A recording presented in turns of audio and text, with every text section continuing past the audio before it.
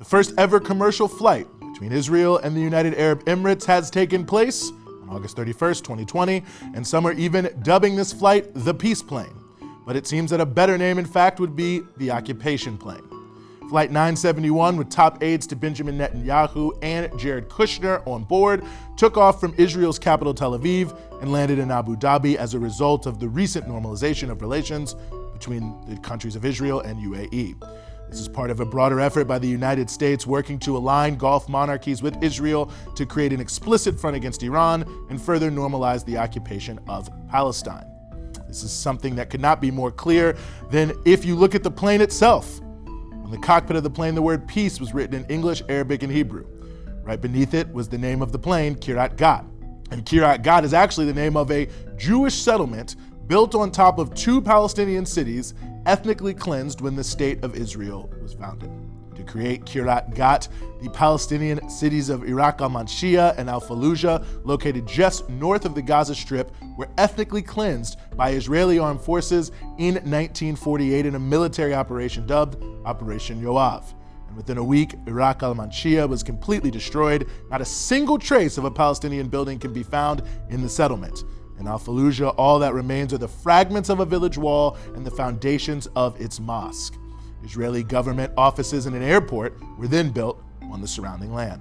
Iraq al-Manshiyah and al-Fallujah were not exceptional cases by any means. While the early Zionist movement popularized slogans to imply that Palestine was empty, things like a land for a people without a land, it was of course evident that the land already belonged to someone else.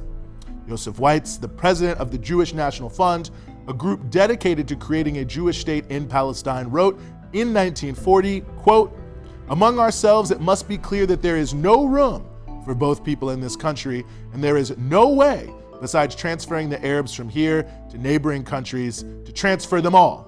We must not leave a single village, a single tribe." In total, 530 Palestinian villages, just like Iraq al-Manshiyah and al-Fallujah, were ethnically cleansed or destroyed by settlers.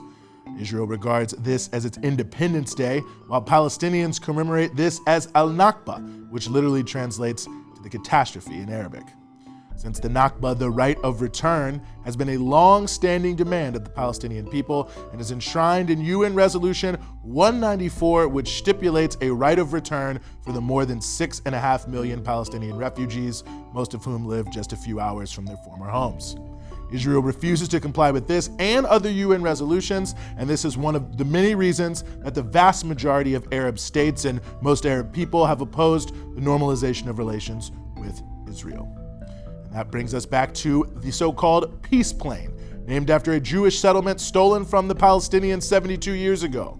For all the excitement in the Western and Israeli press, you see no celebrations elsewhere in the region, because far from paving the way to the peace deal of the century, this one looks like just the latest in a long list of false promises designed to provide cover for the theft and occupation of Palestinian land.